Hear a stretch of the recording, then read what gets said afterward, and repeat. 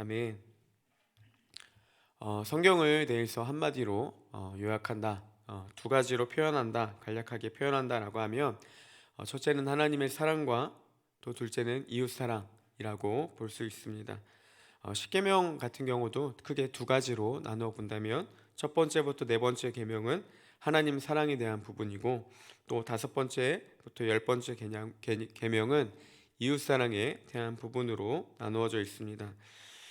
마태복음 22장 37절에서 40절에 보면 예수님이 이렇게 말씀해 주고 계십니다. 예수께서 이르시되 내 마음을 다하고 목숨을 다하고 뜻을 다하여 주 너의 하나님을 사랑하라 하셨으니 이것이 크고 첫째 되는 계명이고 둘째도 그와 같으니 내 이웃을 내 자신과 같이 사랑하라 하셨으니 이 두 계명이 온 율법과 선지자의 강령이니라 라고 합니다. 세 번역 성경은 마지막 40절을 이 두 계명에 온 율법과 예언서 본뜻이 달려 있다 이렇게 번역을 했습니다. 결국 하나님이 말씀을 통해서 우리에게 하시는 두 가지는 첫째는 하나님을 사랑하는 것, 둘째는 이웃을 사랑하는 것으로 볼 수가 있습니다. 오늘 요한일서 본문을 보면 반복적으로 나타나는 이 두 가지 단어가 있습니다. 진리라는 말과 사랑이라는 단어입니다. 진리 안에 거하며 서로를 사랑하는 것, 그리고 하나님의 말씀인 이 진리를 지켜서 우리가 그걸 통해 하나님을 사랑하고 또한 서로를 사랑하는 것이 우리를 향한 하나님의 뜻임을 알 수가 있습니다. 요한일서 3장 10절 하반절에도 보면 그 형제를 사랑하지 아니하는 자는 하나님께 속하지 아니하니라 이렇게 말씀해 주고 있습니다. 결국 하나님을 사랑한다라고 하면서도 이웃을 사랑하지 않는 자는 하나님께 속하지 않는 자다 이렇게까지 표현을 해주고 있습니다. 하나님을 사랑하는 사람은 서로를 향한 사랑, 그러니까 이웃 사랑을 통해 그 열매가 나타난다라고도 볼 수가 있습니다. 오늘 말씀 1절, 2절에도 보면 사도 요한은 수신자들을 향해 이렇게 이야기합니다.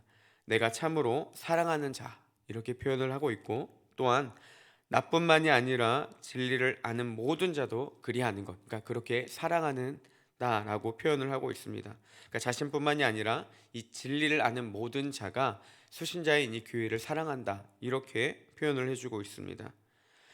요한과 진리를 아는 자들이 교회를 사랑하는 이유가요 2절에서는 이렇게 표현합니다. 2절에 보니까 우리 안에 거하여 영원히 우리와 함께할 진리로 말미암음이다. 그러니까 그들 안에 진리가 거하고 또한 영원히 그들 가운데 함께할 이 진리로 인해서 우리가 교회를 사랑한다 이렇게 표현하고 있습니다.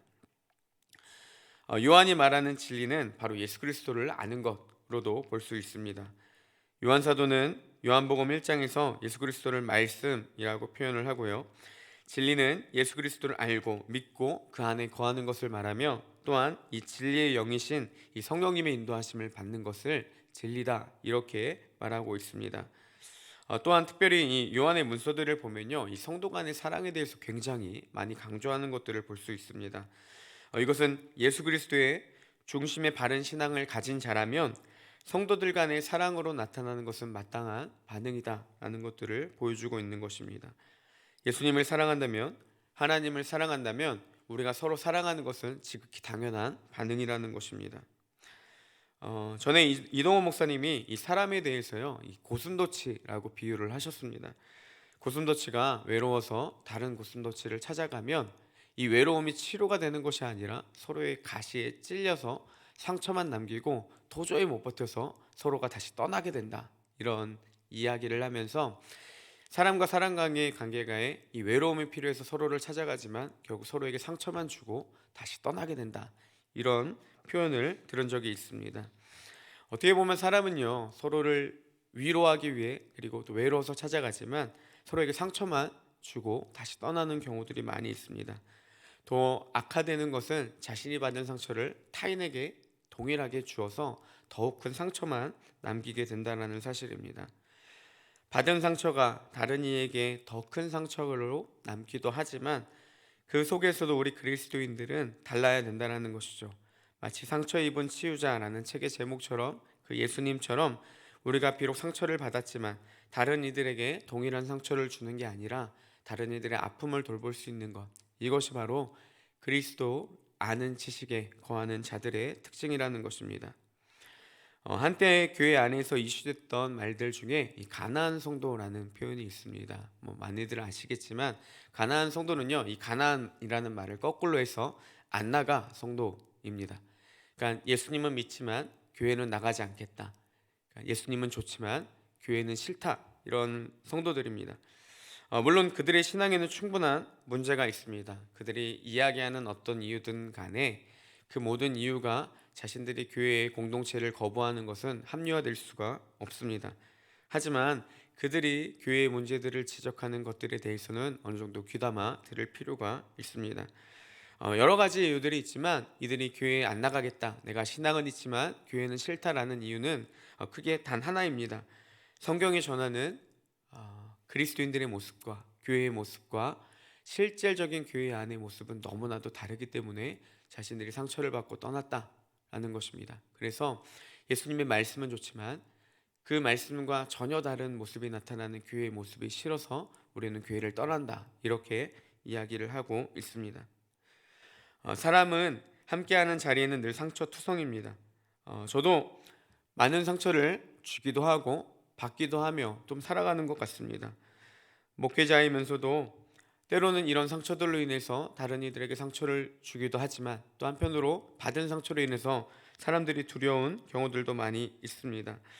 수십 번 다짐하고 또 그렇게 하면 안 된다라는 것을 알면서도 뒤늦게 후회는 하지만 이게 잘 고쳐지지는 않습니다. 그런 모습들을 볼 때마다 제 안에 두 가지 반응을 좀 보게 됩니다. 먼저 다른 사람에게 저의 그런 연약함들을 향한 이 긍휼을 구하는 모습을 좀 보게 되고요. 또한 제 상처로 표출된 그 행동을 받은 사람이 이 상처로 남지 않았으면 하는 마음이 공생해서 드는 것 같습니다. 어, 안- 그런 모습들을 보면서 느꼈던 생각은 뭐냐면, 제가 다른 사람에게 상처를 줄 때는 그 안에서 많은 긍휼하심을 구하지만, 그러니까 그 사람이 나를 좀 긍휼히 여겨주기를 원하지만, 내가 상처를 받았을 때는 그 사람에게 조금의 긍휼함도 없는 그런 모습들을 많이 볼 때가 있습니다. 오늘 말씀을 준비하면서도 제 말투와 표정으로 인해서 혹시라도 다른 이들에게 상처를 주지는 않는지, 순간적인 감정에 주체하지 못해서 그런 모습들이 보여지지는 않았는지 좀 이렇게 많이 돌아보는 시간이 되었습니다. 사랑하는 온사람교회 성도 여러분, 우리가 하나님을 사랑하고 또 이웃 사랑을 강조하지만, 예수님을 믿고 따르며 사랑하기를 원하지만, 사실상 교회 안에서도 관계 가운데 오는 상처들을 피할 수는 없습니다. 그리고 우리는 아직 온전하지 않기 때문에 서로 간에 의도치 않게 상처를 주기도 하고 받기도 하며 교회 안에서도 공동체를 이루며 살아간다는 것이죠. 그러할지라도 우리 그리스도인들은 조금이나마 다른 모습들을 보여야 합니다. 교회는 달라야 되고요, 달라지기 위해서 끊임없이 힘써야 한다는 사실입니다. 왜냐하면 이것이 예수 그리스도의 진리를 아는 자들의 마땅한 반응이기 때문입니다.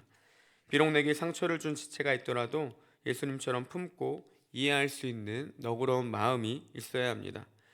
이를 위해서요, 우리는 끊임없이 훈련이 되어야 합니다. 관계와 또 서로를 사랑하는 것에서 끊임없는 훈련과 시간이 필요합니다. 한순간에 결코 이런 것들이 이루어지지 않는다는 것이죠. 하나님의 사랑이 내 안에 부음받고 또 때로는 많은 시행착오를 겪게 되면서 우리의 인격과 내면이 더욱더 성숙함을 이루고 더 나아가서 예수 그리스도의 이 장성한 분량 가운데 우리가 나아가야 된다는 것입니다. 이런 과정을 걷는 것, 때로는 서로에게 상처를 주기도 하고 또 그 받은 상처로 인해서 아파하기도 하며 다른 이들을 긍휼히 여길 줄도 알고, 서로 간에 그런 날카로운 가시가 나올 때마다 이해하고 품을 수 있는 그런 장이 되는 곳, 그런 훈련이 되는 곳이 바로 교회 공동체라는 사실입니다. 우리는 그 속에서도 사랑하기 위해 노력해야 되고 서로를 이해해주고, 때로는 그런 모습들이 나올 때마다 서로를 향해 기도해주고 함께 같이 참아주며 이 모진 부분들이 다듬어질 수 있도록 서로에 대한 배려할 수 있는 곳, 그리고 훈련받을 수 있는 곳이 바로 이 교회의 공동체가 되어야 한다는 것입니다. 내 인격이 쉽게 바뀌지 않는 것처럼 다른 이에게도 많은 시간과 기회가 필요하다는 것들을 인식하고 그들을 긍휼히 볼 수 있는 마음이 있어야 한다는 것입니다. 교회는 하나님의 사랑을 실천할 수 있는 하나님의 말씀을 실질적으로 훈련받을 수 있는 좋은 장이 되어줍니다. 서로를 이해해주고 좋은 인격을 이룰 수 있는 장이 되는 곳, 바로 그런 교회가 우리 온사랑교회가 되어서 이런 훈련의 시간들을 통해서 더욱더 예수 그리스도의 그 성숙한 인격이 나타나고 하나님의 말씀인 이 사랑이 실천되는 곳이 되기를 주님의 이름으로 소원합니다. 이제 말씀을 정리하겠습니다. 하나님의 사랑이 먼저 우리 가운데 부음받기를 원합니다. 요한사도는 요한일서 4장 11절 12절에서 이렇게 말합니다. 사랑하는 자들아, 하나님이 이같이 우리를 사랑하셨은즉 우리도 서로 사랑하는 것이 마땅하도다. 어느 때나 하나님을 본 사람이 없으되 만일 우리가 서로 사랑하면 하나님이 우리 안에 거하시고 그의 사랑이 우리 안에 온전히 이루어지느니라. 하나님 우리를 사랑하셨기 때문에 우리도 서로 사랑하는 것이 마땅하다, 이렇게 이야기합니다. 그리고 하나님을 본 사람이 없지만 우리가 서로 사랑할 때 교회 안에 이웃을 향한 사랑들, 성도들 간의 사랑이 실질적으로 이루어질 때 주님이 우리와 함께 하시고 하나님의 사랑이 우리 가운데서 완성된다, 이렇게 요한사도는 전해주고 있습니다. 우리가 서로 사랑할 때 세상에 하나님을 볼 것입니다. 우리가 서로 사랑할 때 하나님의 살아계심이 우리의 그 공동체의 모임을 통해 나타나게 된다는 것입니다. 초대교회에 하나님이 믿는 자들을 더하게 하시는 놀라운 부흥이 있었던 것도 그들이 하나님을 사랑하기 위해 모였으며, 또한 서로 간의 나눔을 통해 이웃사랑이 실천되었을 때 하나님이 그 가운데 믿는 자들을 더하게 하시는 은혜가 있었다라는 사실입니다. 우리가 하나님을 더욱더 사랑하고 이웃을 사랑함으로 2023년 표와 같이 이 샬롬과 부흥을 경험하는 놀라운 은혜가 실질적으로 나타나는 우리 교회가 되기를 주님의 이름으로 축복합니다. 네, 함께 같이 기도하겠습니다.